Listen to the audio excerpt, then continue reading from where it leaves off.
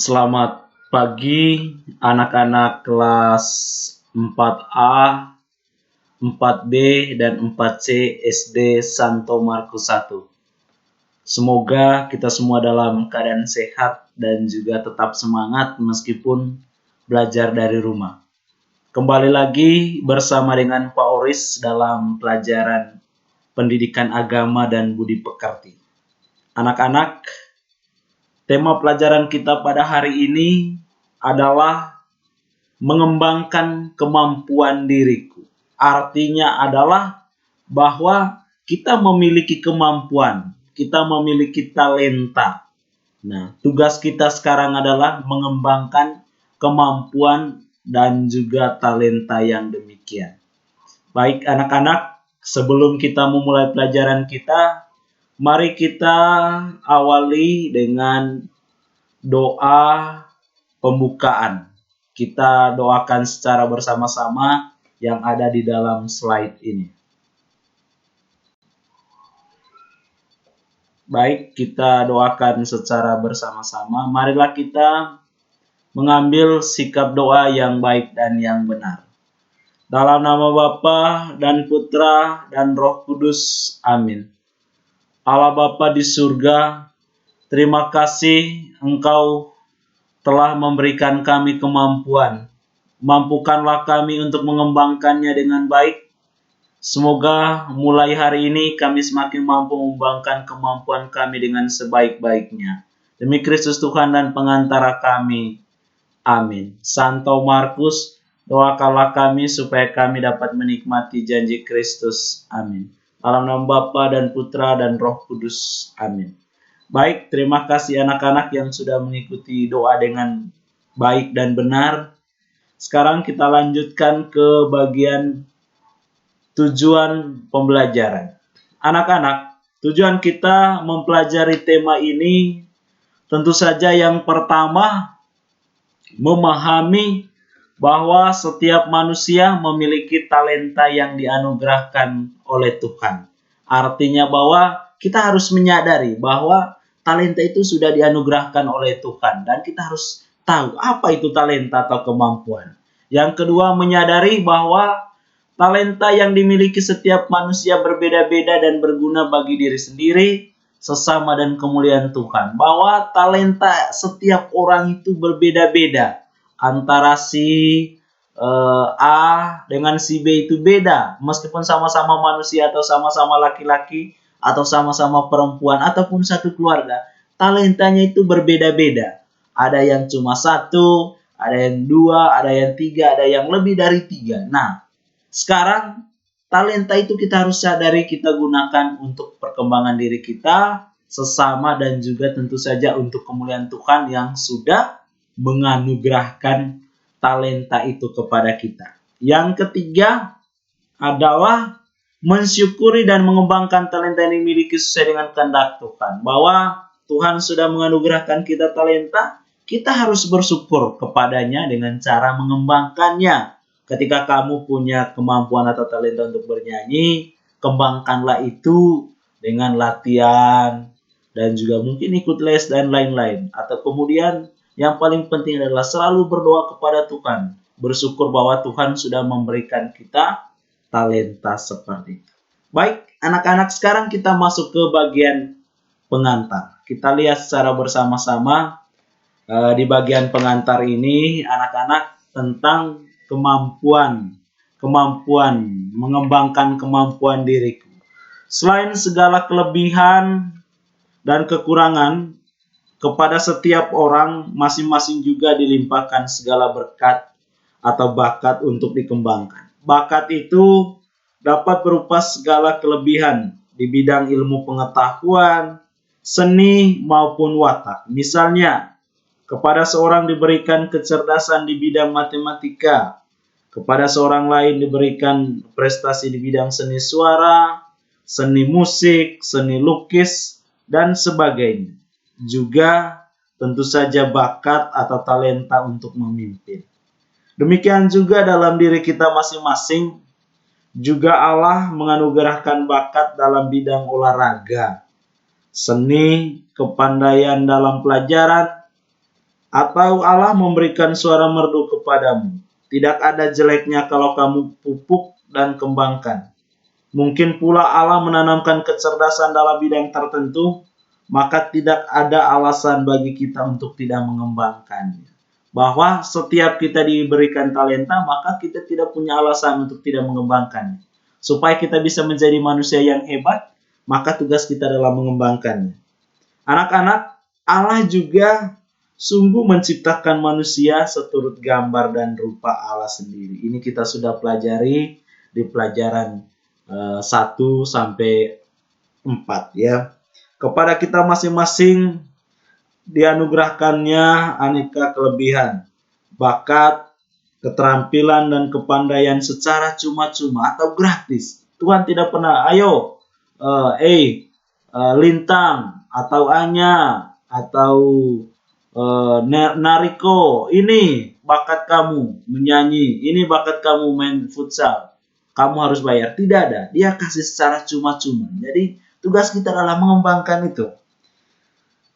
Kemudian pendek kata, Allah memberikan aneka karunia kepada setiap manusia menurut kasih kemurahannya. Bahwa Tuhan memberikan kepada kita itu karena kasih kemurahannya. Karena dia mengasihi manusia. Dia bermurah hati kepada manusia agar manusia itu dapat berkembang. Demikianlah setiap manusia mempunyai karunia yang berlainan menurut kasih karunia Allah itu. Bahwa kenapa kita berbeda-beda talenta dan kemampuan? Karena itu sesuai dengan kasih karunia Tuhan.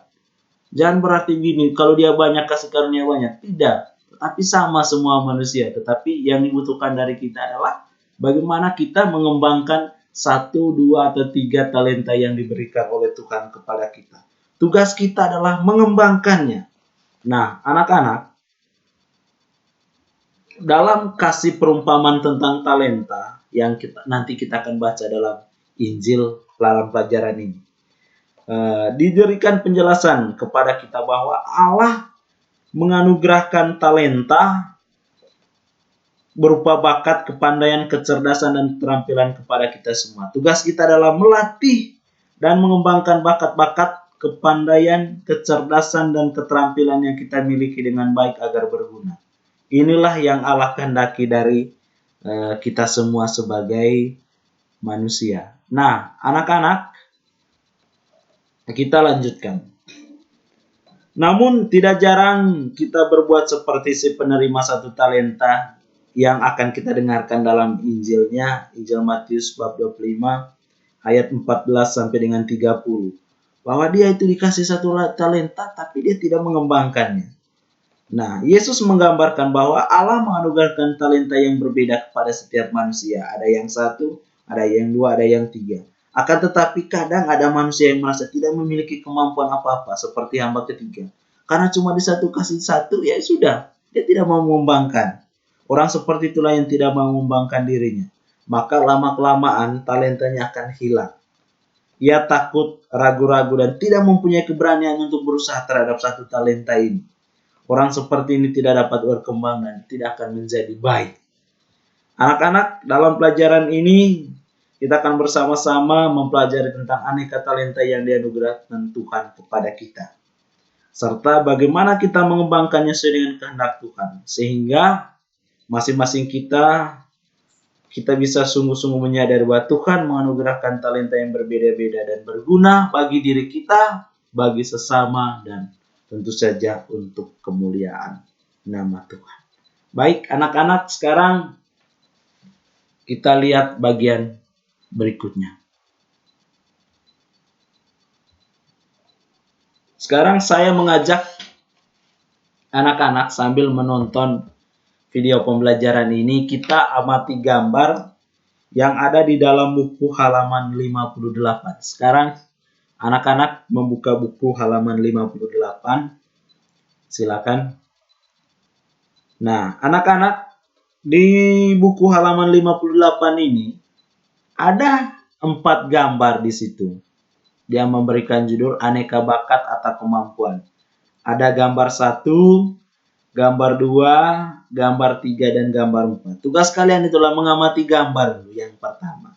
Nah, setelah kalian mengamati gambar ini anak-anak, sekarang isilah tabel yang ada di bawahnya. halaman 58. Gambar 1, aktivitas anak. Apa gambar 1, aktivitas anak?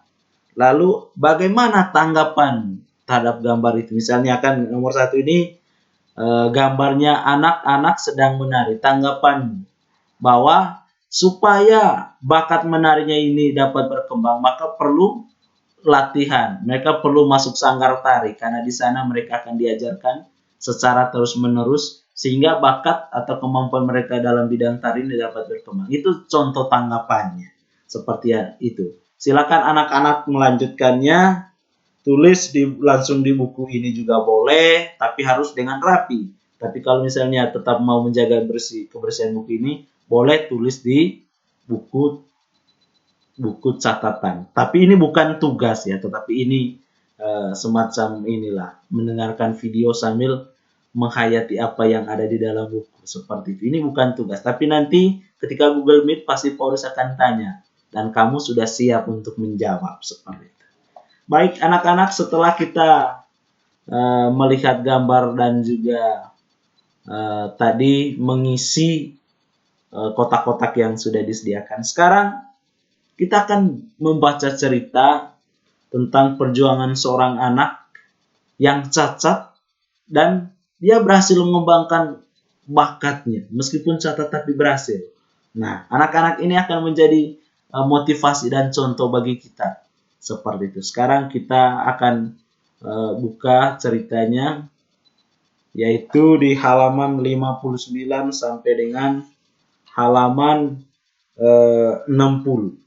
Saya bacakan ceritanya, berjudul Agus Teladan Anak Cacat. Agus terlahir cacat. Kedua tangannya hanya sebatas siku tanpa jari. Kaki kanannya kecil dan hanya sebatas lutut dengan jari-jari yang bentuknya tak sempurna. Badan setinggi 164 cm dan seberat 55 kg itu hanya bertumpu pada kaki kiri. Meski demikian, kondisi seperti itu tak menghalangi kegiatan sehari-hari seperti layaknya orang normal. Orang mungkin membayangkan betapa sulitnya dia mengerjakan salat, makan, minum, mandi, berpakaian, dan seterusnya. Akan tetapi, Agus tak hanya membayangkan kesulitan-kesulitan itu lantas bergantung kepada orang lain. Semua kegiatan itu, bahkan pekerjaan, membantu orang tua seperti layaknya anak desa, dilakoninya sejak kecil. Agus kecil meloncat-loncat di sawah atau tegalan menghalau kambing gembalaannya. Kadang juga mencari rumput. Dia juga ingin seperti teman-temannya bisa menulis dan membaca. Maka dia pun menempuh pendidikan di bangku SD. Meski harus berjalan engklek, jalan dengan satu kaki, gedung SD Sudimulyo tempat ia menuntut ilmu berjarak 3 km dari rumahnya. Itu berarti setiap hari dia harus pergi pulang sekolah sejauh 6 km. Tak kuasanya lulus pendidikan dasar, begitu lulus SD pada tahun 1982, dia melanjutkan ke SMP PGRI Segatan, Kota Madiun hingga lulus. Dengan kondisi seperti itu, apakah tidak ada perasaan minder? Tidak, saya pede, percaya diri saja. Di sekolah saya ikut olahraga, saya suka sepak bola, ujarnya.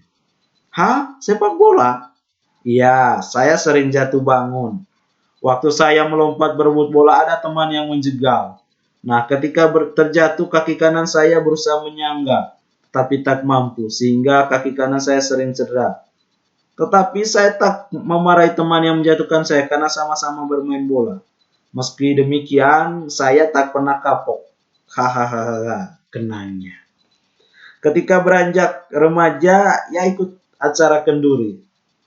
Tuan rumah sempat menyediakan kursi dan meja untuk memudahkan Agus untuk makan dan minum. Tetapi dia menolak dan tetap duduk bersilah di tikar seperti undangan lain. Dia tak ingin diperlakukan khusus. Agus bisa makan dan minum sambil duduk di tikar seperti undangan yang lain. Ketika kelas 5 SD, Agus bahkan pernah mewakili sekolah mengikuti lomba lukis tingkat kecamatan. Dan saya menjuarai lomba lukis itu. katanya dengan bangga. Lulus SD pada 1980 dia melanjutkan sekolah ke SMP PGRI Segetan, Kota Madiun. Dia menjepit pensil, pulpen atau kuas lukis dengan ujung tangannya yang hanya sebatas itu. Tetapi beruntung, ada tetangganya juga bersekolah di SMP tersebut dengan naik sepeda. Setiap berangkat dan pulang sekolah, dia dibonceng tetangganya tersebut. Di SMP dia makin rajin belajar melukis.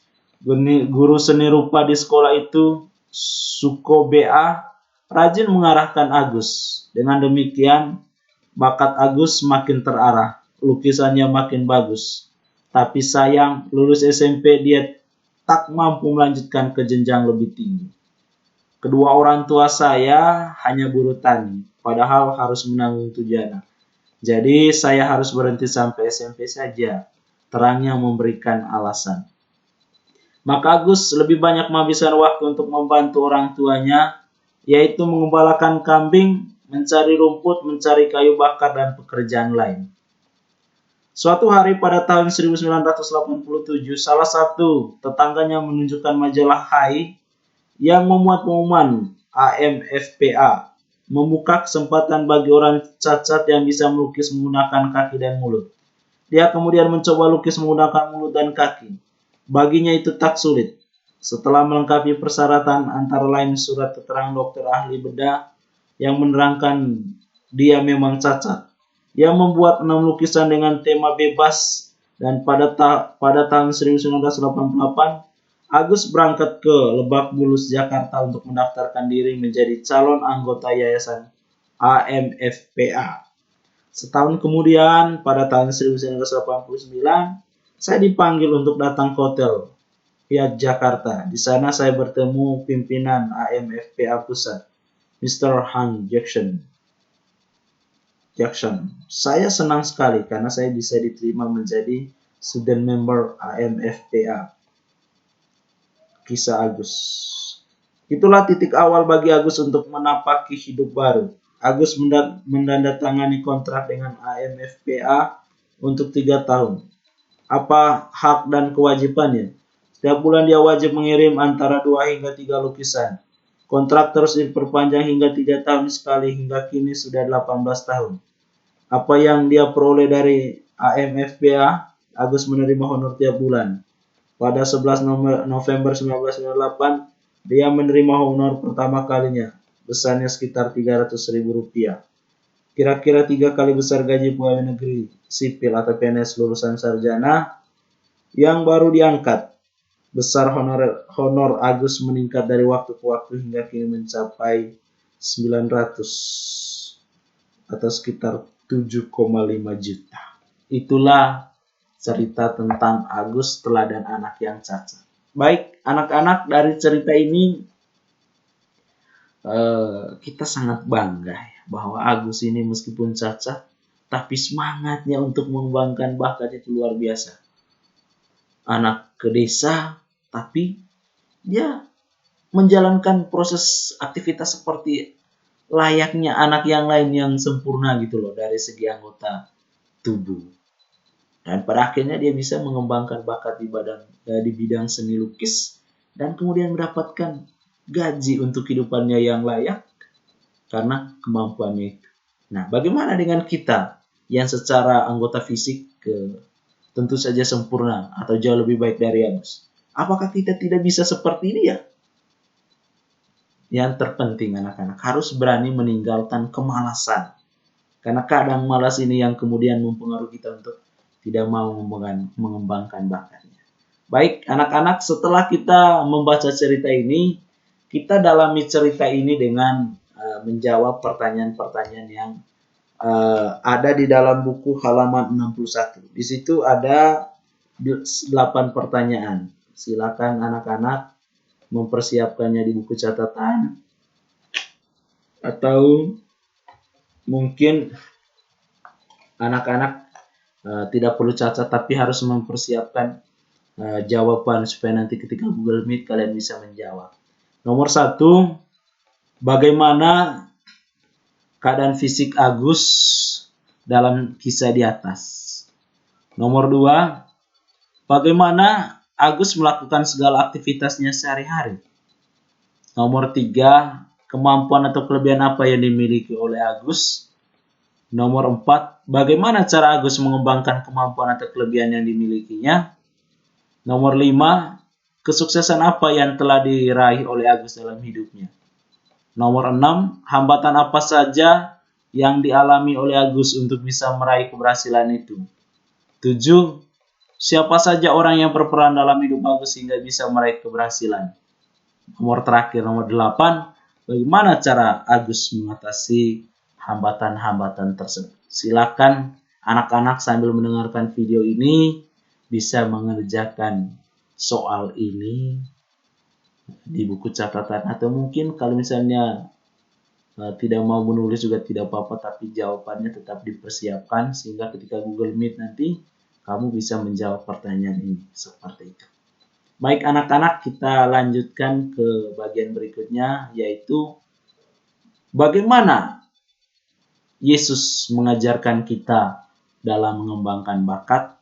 Supaya kita bisa memahaminya, kita baca kitab suci Injil Matius bab 25 ayat 14 sampai dengan 30. Kita baca bersama-sama ya anak-anak. Teks ini.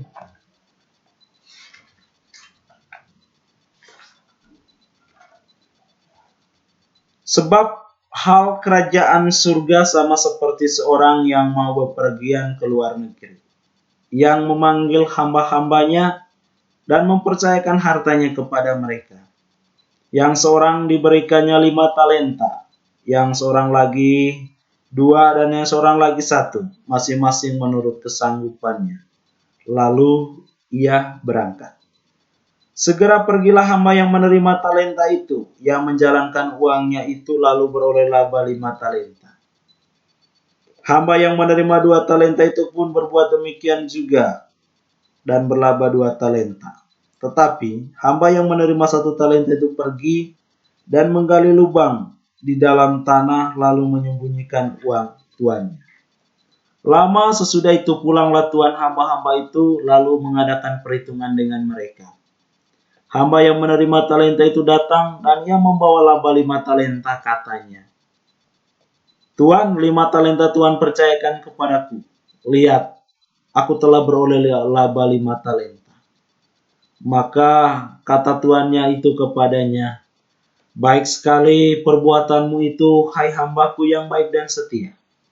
Engkau telah setia dalam perkara kecil, aku akan memberikan kepadamu tanggung jawab dalam perkara yang besar. Masuklah dan turutlah dalam kebahagiaan Tuhanmu.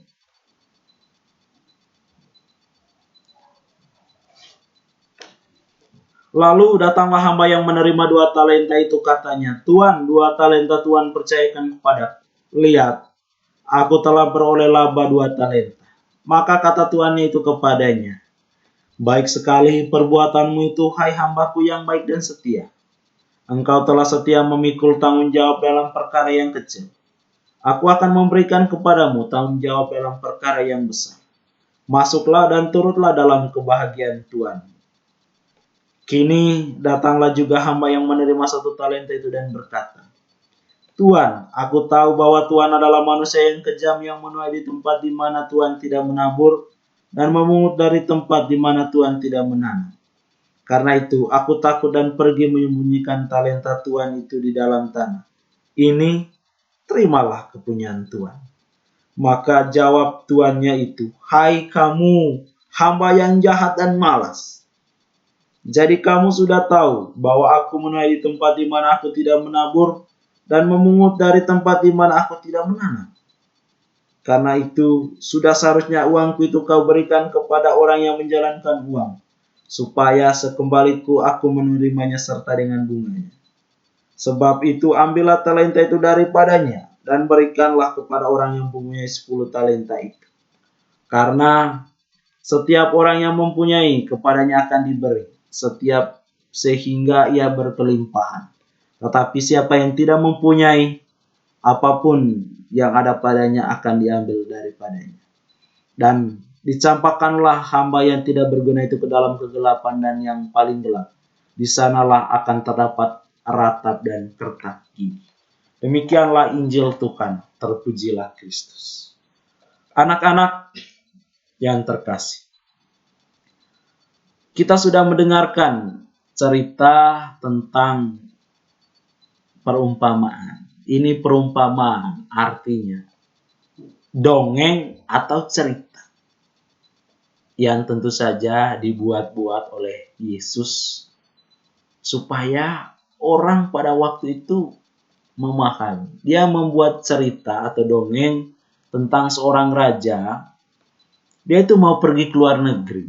Tetapi sebelum dia mau pergi ke luar negeri, dia memberikan uangnya kepada hamba-hambanya. Datanglah hamba pertama, dia dikasih uang. Nah, misalnya saja 5 juta lah ya. Kemudian datang hamba kedua dikasih 2 juta. Dan datang hamba yang ketiga 1 juta. Nah, kemudian dia pergi ke luar negeri. Ketika dia sudah pergi ke luar negeri, hamba yang tadi menerima 5 juta ini, dia pergi mengembangkan uang ini. Sehingga dia berperoleh laba 5 juta jadi 10 juta. Begitu juga hamba kedua, dia pergi mengembangkannya. Lalu dia mendapatkan laba 2 juta jadi 4 juta. Nah, anak-anak, hamba yang ketiga ini yang dapat 1 juta, dia takut dengan Tuhan. Daripada saya nanti dihukum oleh Tuhan, mendingan saya kuburkan uang ini. Lalu dia kuburkan. Seperti dia malas. Nah, anak-anak, beberapa waktu kemudian pulanglah raja ini dari luar negeri. Lalu dia segera memanggil ketiga hambanya ini. Dia panggil hamba yang pertama yang dapat 5 talenta. Dia lapor, Tuhan, ini 5 talenta yang Tuhan beri, saya sudah kembangkan. Sudah sekarang jadi 10. Waduh, raja ini senang gitu. Waduh, luar biasa kamu. Kamu bisa mengembangkannya. Begitu juga hamba kedua datang, Tuhan, ini talenta Tuhan ada 2. Saya sudah kembangkan jadi 4. Waduh, luar biasa. Akhirnya dikasih apresiasi dengan mengikuti pesta bersama Tuhan ini. Dan juga dia diberi tanggung jawab yang lebih besar juga. Sama seperti hamba yang pertama. Nah, anak-anak, datanglah hamba yang ketiga ini. Yang dapat 1 talenta. Apa yang dia kata? Tuhan, ini talenta Tuhan. Saya tidak mengembangkan, saya kuburkan. Karena saya tahu Tuhan itu kejam. Nah, Tuhan ya, kamu tahu saya itu kejam. Lalu kenapa kamu tidak berikan talenta atau uang ini kepada yang menjalankan uang supaya dapat bunga? Kok kamu ini malas? Lalu dia pun dihukum oleh tuannya. Dibuang ke tempat yang paling gelap. Nah, anak-anak, apa yang mau dikatakan dari sini? Bahwa Tuhan itu atau Allah itu seperti Tuhan dalam cerita ini. Dia memberikan talenta kepada setiap manusia. Ada yang dia beri 10, ada yang dia beri 5, ada yang dia beri 2. Tetapi sikap yang diharapkan oleh Tuhan adalah bukan lihat jumlah banyak atau tidaknya talenta yang diberi. Tetapi bagaimana kita berusaha untuk mengembangkannya. Nah, ketika kita cuma dapat 1 talenta atau kemampuan atau bakat lalu bersikap seperti hamba yang ketiga ini, maka kita akan tidak akan berkembang dan bahkan itu akan diambil dan kita merasa kita tidak punya kemampuan apa-apa. Tetapi ketika kita dapat 1 talenta tapi kemudian mengembangkannya seperti hamba pertama dan kedua, maka kita akan semakin ditambahkan dari hari ke hari oleh Tuhan. Itulah ajakan Tuhan dalam Injil yang kita baca dalam pelajaran ini. Baik anak-anak, sekarang saya mengajak kita untuk menulis di dalam buku catatan sesuai dengan kotak ini. Coba anak-anak lihat kotak ini. Sekarang saya mengajak ke anak-anak. Tolong kamu cari salah satu toko, Google saja ya, yang berhasil menjadi orang terkenal, orang sukses karena dia mengembangkan bakat. Contohnya, ini hanya contoh, Lionel Messi.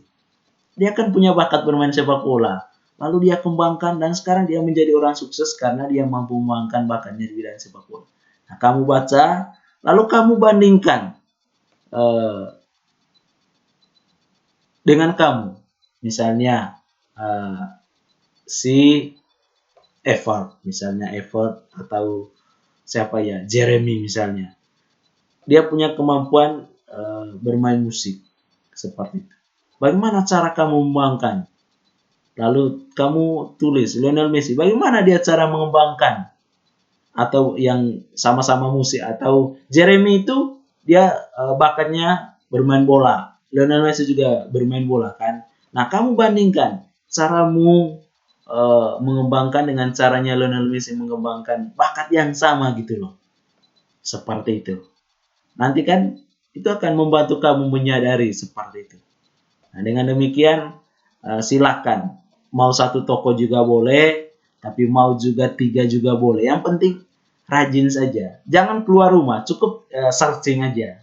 Searching di Google, banyak sekali. Tinggal kamu masukin namanya siapa, bagaimana dia cara menggunakan, pasti muncul seperti itu. Itu ya anak-anak, untuk bukan tugas sih, tapi ini membantu kamu untuk termotivasi mengembangkan bakat dan menjadi sukses seperti tokoh tersebut. Nanti Pak Uris akan tanya ketika Google Meet. Baik anak-anak, setelah kita mengikuti pelajaran dari tadi, sekarang kita lihat rangkumannya. Rangkumannya itu kita bisa baca di halaman 64 sampai dengan 65. Saya yakin dan percaya anak-anak bisa membacanya sendiri. Tapi saya perlu menjelaskan juga ya. Baik, yang pertama, Allah menciptakan manusia seturut gambar dan rupa Allah sendiri. Maka manusia itu disebut citra Allah. Bahwa sudah dijelaskan ya, manusia sebagai citra Allah artinya manusia itu serupa atau segambar dengan Allah. Yang kedua, kepada setiap manusia telah dianugerahkan aneka kelebihan, bakat, keterampilan, dan kepandaian menurut kasih setia dan kemurahannya. Bahwa bukan hanya secitra saja, tapi Tuhan memberikan kemampuan kepada manusia sesuai dengan kasih dan kemurahan Tuhan, seperti yang saya jelaskan di bagian pengantar. Yang ketiga, tugas setiap manusia adalah untuk mengembangkan aneka kemampuan yang telah Tuhan anugerahkan kepada manusia itu. Jadi Tuhan sudah memberikan kita talenta atau kemampuan anak-anak. Jadi tugas kita adalah mengembangkan. Jangan seperti hamba pertama dalam bacaan Injil tadi. Bukan hamba pertama, tapi hamba ketiga yang dapat 1 talenta itu. Dia malas. Makanya Tuhan mengambil talenta dan juga menghukumnya. Nah, dalam kisah kitab suci Injil Matius bab 25 ayat 14 sampai dengan 30 dijelaskan bahwa Allah menganugerahkan talenta berupa bakat, keterampilan, kecerdasan dan kepandaian kepada semua manusia. Tugas manusia adalah mengembangkan aneka kemampuan itu dengan berbagai cara, sehingga aneka kemampuan itu berguna bagi diri sendiri, sesama, dan juga untuk kemuliaan Tuhan. Inilah yang dikehendaki oleh Tuhan. Akan tetapi, kadang ada manusia yang merasa tidak memiliki kemampuan apapun, seperti hamba ketiga dalam perumpamaan tentang talenta yang dibuat oleh Yesus dalam Injil tadi. Orang seperti ini menjadi takut untuk maju, sehingga ia menyembunyikan talentanya dan tidak mempunyai keberanian untuk berusaha. Sehingga talentanya menjadi tidak berkembang dan menjadi hilang. Anak-anak. Oleh karena itu, alangkah baiknya kalau setiap manusia atau setiap kita mengenal dan mengetahui aneka kemampuan yang kita miliki dengan bantuan orang-orang di sekitarnya. Manusia akan berkembang semua aneka kemampuannya sehingga bisa meraih kesuksesan pada masa mendatang. Itu sedikit rangkuman untuk pelajaran hari ini anak-anak. Semoga bermanfaat. Mari kita harus semangat, berani, jangan takut untuk mengembangkan kemampuan yang ada dalam diri kita.